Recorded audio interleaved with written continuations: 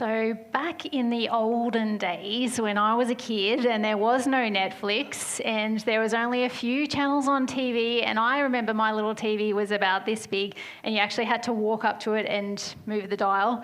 So none of the young people here actually understand what I'm talking about.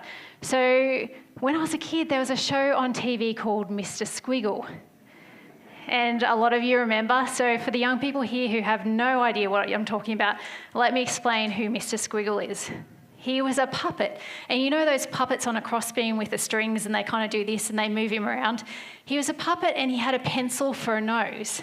So this show, Mr. Squiggle, this puppet, would have a piece of paper just before him with a couple of random lines on the paper. And he would have this challenge to draw a picture. And he would, and it was amazing. And I remember as a kid watching as Mr. Squiggle drew something out of nothing, and as the lines turned into this amazing thing. And just to be extra tricky, sometimes he would draw it and it would be upside down. And then I was like amazed because his helper lady, I can't remember her name, would flip the picture up and then, wow. So for the kids here and young people, this is who Mr. Squiggle is. He's up on the screen. The suspense was the best part, watching, waiting. Now, I just think this guy was amazing, the creativity. How could you draw those pictures out of like a line? And I looked it up this week. You can actually find episodes on YouTube, and they're about 5 minutes long, so they're pretty quick. And as I was watching, I was thinking, actually, these pictures are pretty basic and they're pretty average. But as a, I don't know, 4 or 5 year old, however old I was like, this is awesome. This puppet on a string, and the concept is a really cool thing because something beautiful came out of like a couple of lines. Now, I thought of this TV show because we're doing our series called Strange Things That Jesus Did. And in this account that we're going to look at today, Jesus does something he'd never done before, completely unexpected.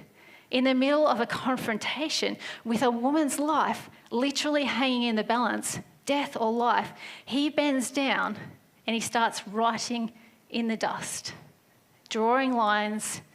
Now imagine the people that day, the crowds around him looking on with anticipation and curiosity like I was watching Mr. Squiggle. What is he drawing? What is he writing? Leaning and whispering, I can't quite see. Can you see? What's he doing over there? What's in the dust? It's strange. It's mysterious. It's weird. But this reveals something about the heart of Jesus, and it reveals the nature and character of God. Now, this story of Jesus writing the dust is found in the Gospel of John, and it's always been really frustrating to me because as John records this story, he records details, he overlooks a really crucial detail. So let's read this account. John chapter 8. Jesus returned to the Mount of Olives, but early the next morning he was back again at the temple. A crowd soon gathered, and he sat down and taught them. As he was speaking, the teachers of religious law and the Pharisees brought a woman who had been caught in the act of adultery. They put her in front of the crowd. Teacher, they said to Jesus, this woman was caught in the act of adultery. The law of Moses says to stone her. What do you say? They were trying to trap him into saying something they could use against him, but Jesus stooped down and wrote in the dust with his finger. They kept demanding an answer, so he stood up again and said, all right, but let the one who has never sinned throw the first stone. Then he stooped down again and wrote in the dust. And when the accusers heard this, they slipped away one by one, beginning with the oldest, until Jesus was left in the middle of the crowd with the woman. Then Jesus stood up again and said to the woman, where are your accusers? Didn't even one of them condemn you? No, Lord, she said. And Jesus said, neither do I. Go and sin no more. Now, as you read this story, where's your focus? Where do your eyes rest, or where did you stop listening? And I'm probably pretty sure it's in verse 6 at the end, the second half of verse 6, where it says, Jesus stooped down and wrote in the dust with his finger. Because what seems to be in the middle of this confrontation, Jesus doesn't say a word. He remains silent. He seems to be very nonchalant in this. He seems to even ignore what is going on before him with the Pharisees, the woman, the crowd. And it's like he's saying, well, you guys just kind of fight over there. Well, you just kind of argue and create this scene. I'm just going to stand here and stoop down. This woman's totally humiliated, but I'm going to write in the dust. The crowd's pressing in and waiting. Jesus had just been teaching, so shouldn't he speak? It sounds like Jesus is creating a major kind of hanging point to a plot twist in a movie. Like this scene is on the edge for the people there. And I wonder in that moment of silence, the crowd, because they were expecting Jesus to do what they were doing. And after the initial shock of thinking, hang on, why isn't Jesus speaking? Going, what's he writing? Why is he bending down? Let's see if we can see, were they climbing over each other? Who knows? What was he writing? Eyes weren't on the woman. Eyes weren't on the religious leaders. They were on the dust. And we are still asking this question today. Every time I read this story, I find myself saying, what did Jesus write? Why didn't John record this detail? It is so frustrating, and I get hung up on this detail, and I miss so much of what is in this story. Because John, in his account in the Gospels, wrote really random details. So why did he leave this one out? In John chapter 20, at the end of his Gospel, he records that he beat Peter in a race to the tomb. So why would he miss out a really important detail of what Jesus actually wrote in the dust? Now, I think John obviously knew that we would probably be, well, maybe he didn't know we would be frustrated with this, but he didn't put it in because he obviously thought we didn't actually need to know. But we're going to have a look at a few fun ideas that theologians and commentators have thought about and looked into, because this has been a question people have been asking for a very long time. And it's kind of interesting to think about and to think, what would Jesus do? What was he doing? Now, there are some commentators and theologians who think that Jesus was writing the name of the accusers, the people, the Pharisees, the religious leaders. He was writing their names and their most recent sins in the dust on the ground. Could be a possibility. Now, if Jesus was doing that, that would actually be a real power move, because Jesus quietly writing in the dirt, you guys brought this woman to me. You want me to condemn, stone, and kill her, but look at what you've done. Would Jesus do that? Is that what he wrote? And if it did, it would say something about the hardened hearts of the Pharisees and religious leaders who brought this woman to him. And there are commentators who think that Jesus that day was writing a verse from the Old Testament, from Jeremiah 17:13, because it says, Lord, you are the hope of Israel. All who forsake you will be put to shame. Those who turn away from you will be written in the dust, because they have forsaken the Lord, the spring of living water. Now, this also makes a lot of sense. Maybe Jesus did this. And maybe the Pharisees, if he did write that verse, were thinking, Jesus is on point. He is condemning this woman. She has been caught in sin. And because she's doing what she's doing, obviously she's turned away from God, right? Never probably crossed their minds that Jesus might have actually been talking to them as well, and about their hearts and about the way they follow God. Now, other commentators talk about maybe Jesus was writing the 10 Commandments. And this also makes sense, because this woman was caught in the act of adultery and brought to Jesus. And the 7th commandment says, you shall not commit adultery. So maybe Jesus was writing that down to point out, hey, this is what's happened. This is God's law.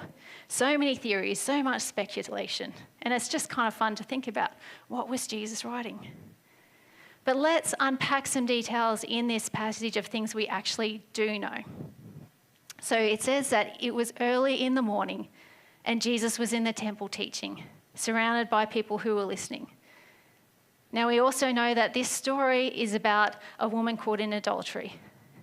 But there's a bigger picture, because the bigger picture is that the religious leaders were using this woman to try and trap Jesus.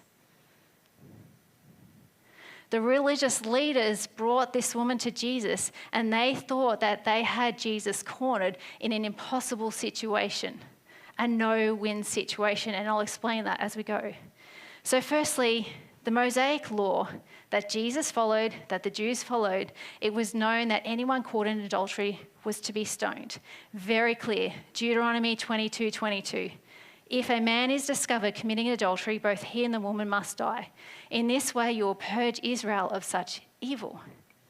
Jesus a Jew, Jesus a teacher, Jesus a rabbi, follow God's law. So is this the outworking of what Jesus was about to do? It seemed to be a very natural course of action. But how is this a trap? Now, if you read that verse in Deuteronomy again, you should actually notice that the law required both the man and the woman who were caught in adultery to be brought to account. But here in the book of John, the religious leaders had totally disregarded the law. Because where is the man? The accusers, it says, the accusers caught her in the act. It takes two to tango. And these religious leaders knew the law upside down, back to front, round and round. They knew exactly what they were doing. But where's the man?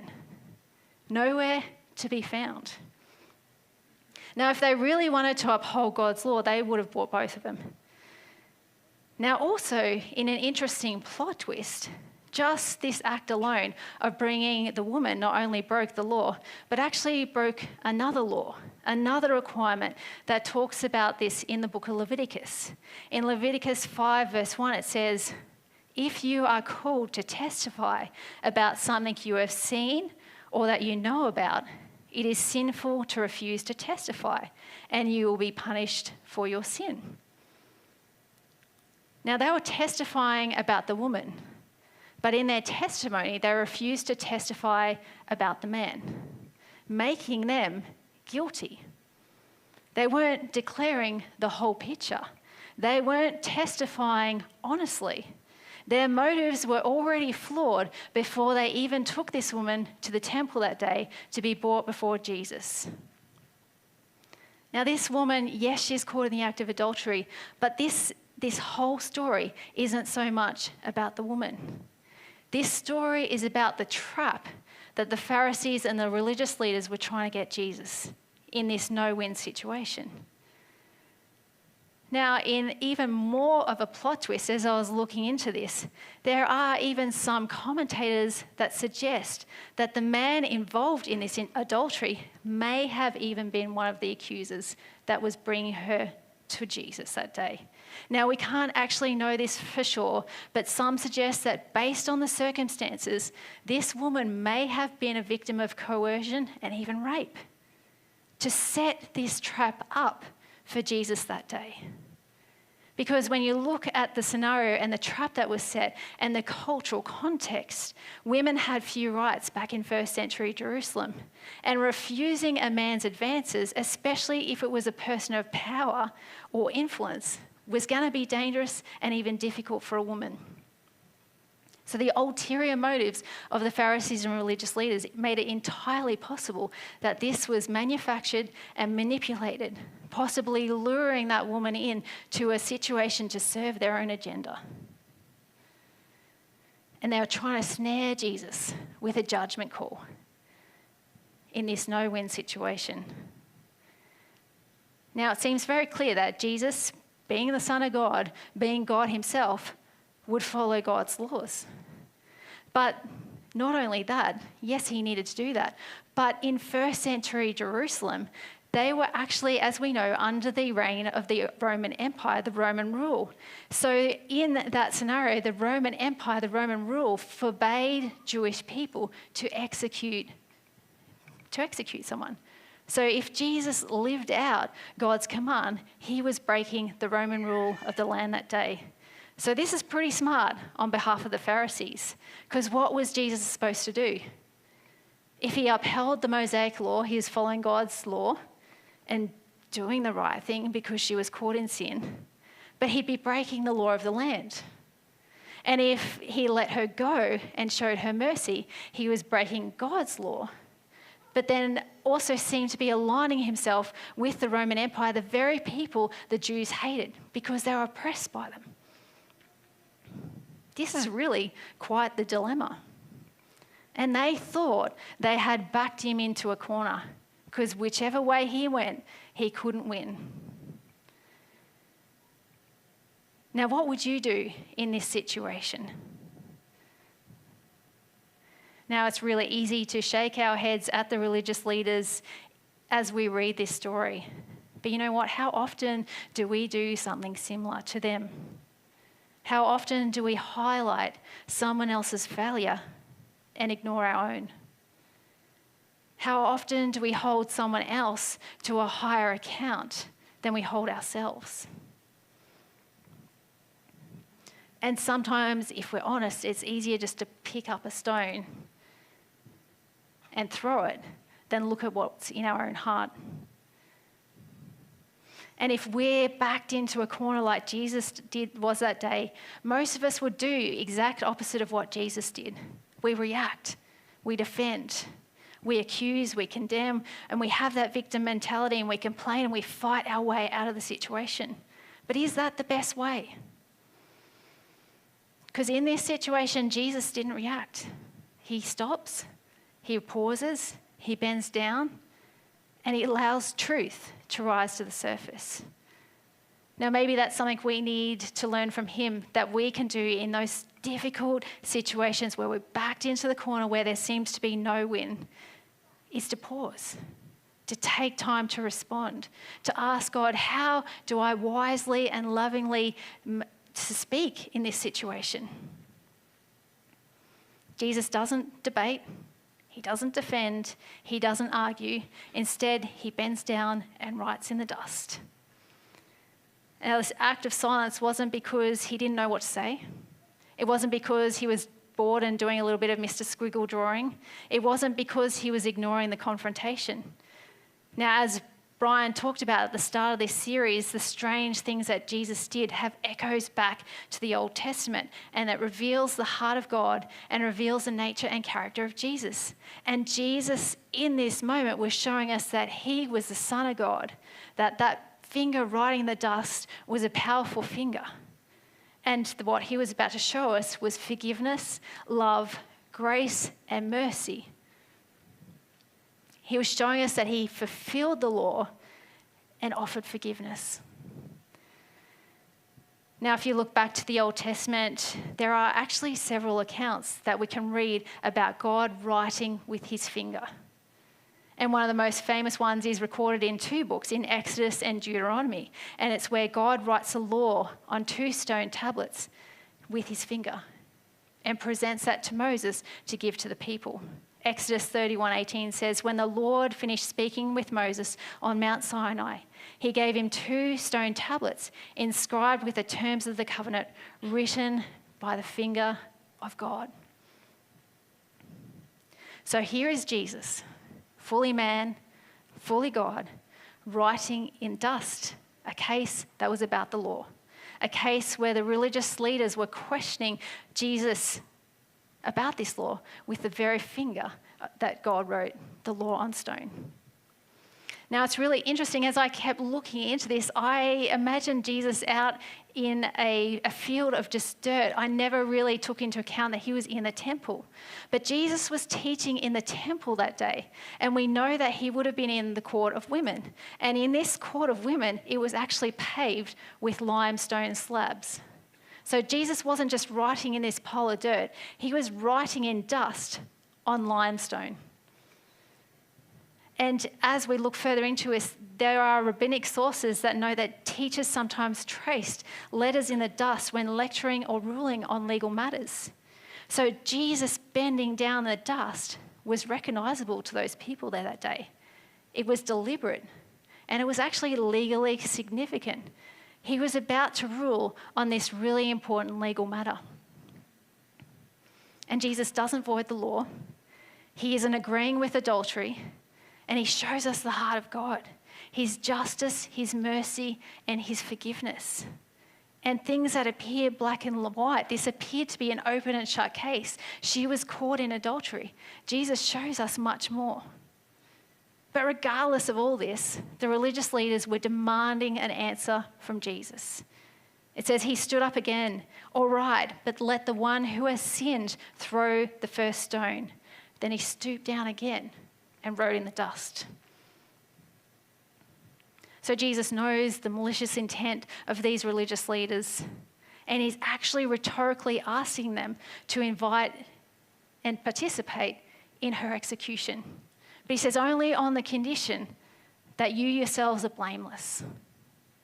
Then he bends back down. So twice Jesus bends down.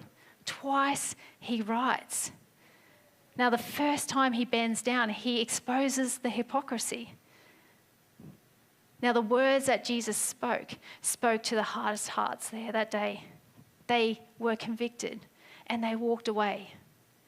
And the prophet Ezekiel talks about this, of what God does, of changing hearts. Ezekiel 36:26 says, "And I will give you a new heart, and I will put a new spirit in you, and I will take out your stony, stubborn heart and give you a tender, responsive heart."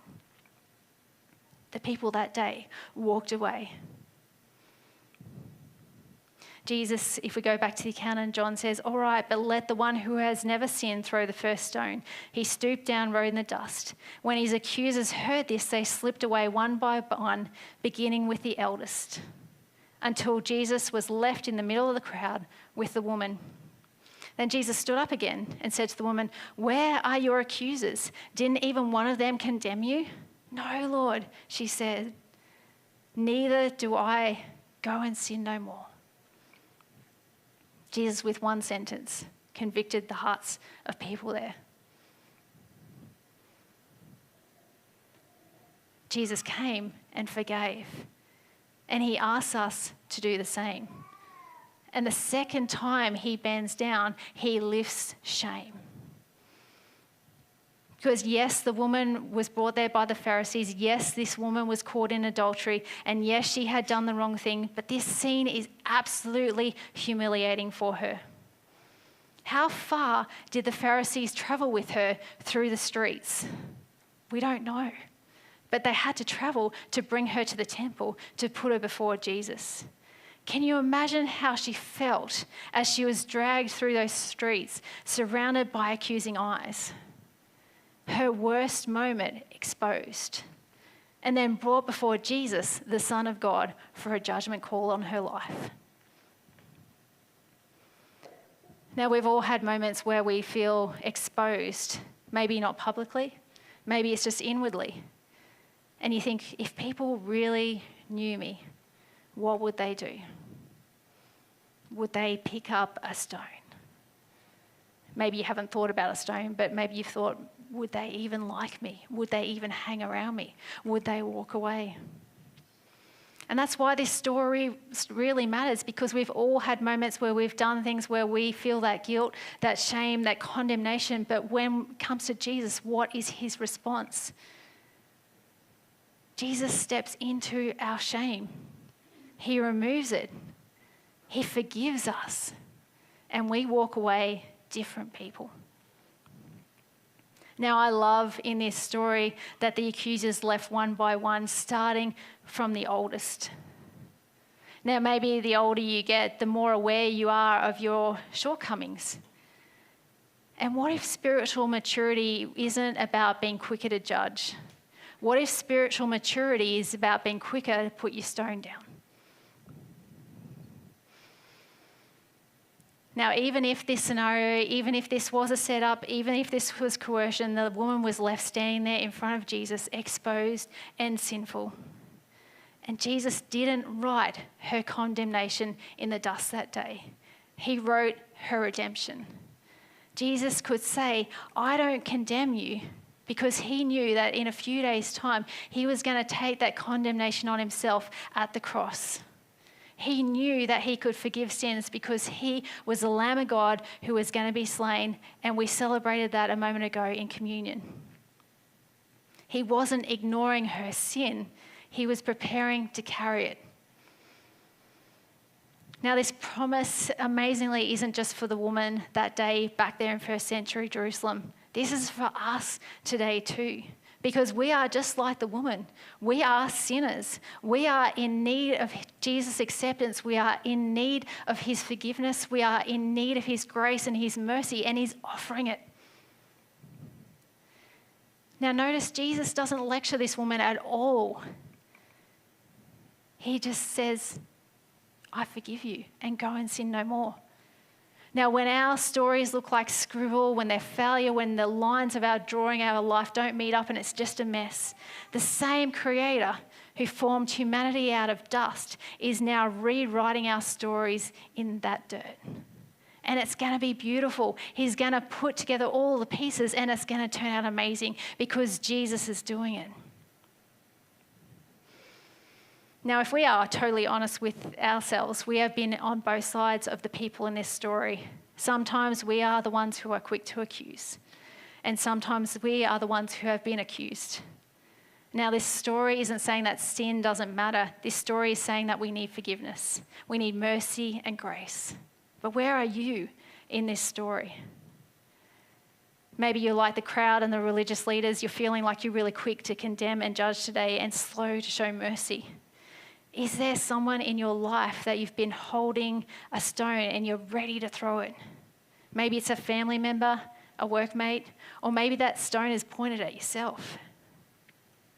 Jesus' words still echo, let the one without sin throw the first stone.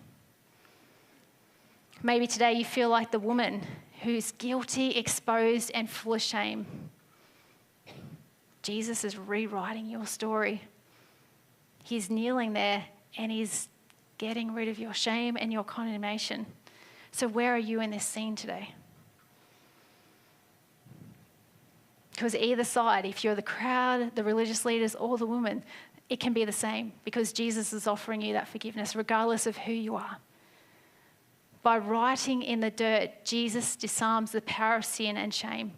That woman that day left a brand new lady. That day impacted the rest of her life, and she had forgiveness, and we can have forgiveness today. By writing in the dirt that day, Jesus disarms the power of condemnation and shame. The crowd left that day one by one, realizing that they weren't in a position to condemn. And that experience probably changed them as well, because we don't walk away from Jesus not changed. Jesus says to them and to us, neither do I condemn you. Go and sin no more. I'm going to pray because Jesus is standing before us. And if you even want to picture him kneeling in the dust and rewriting your story, that's what he's offering. He's saying, I don't condemn you. Just come to me. I've paid the price. I've taken on that shame. I've taken on that guilt. I've taken on that condemnation so you don't have to have that anymore.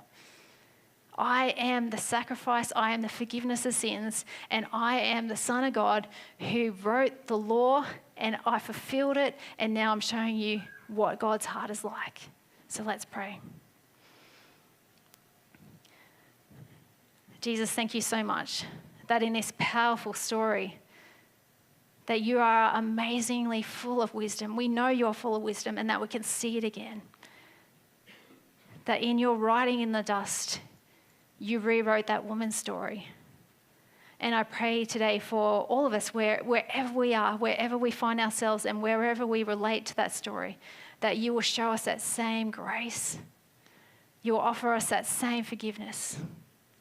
That we will walk away today like the woman, a changed person, knowing just how amazing you are. That the weight and the burden of all of that has been lifted off because you forgive us and you forgive us fully. Jesus, you say, neither do I condemn you. Let us know that deep in our hearts. Let us understand that fully with our minds. Let us live that out as we go out this week and experience your peace, your grace, and your love in a new and amazing way and refreshing way this week. In Jesus' name, amen.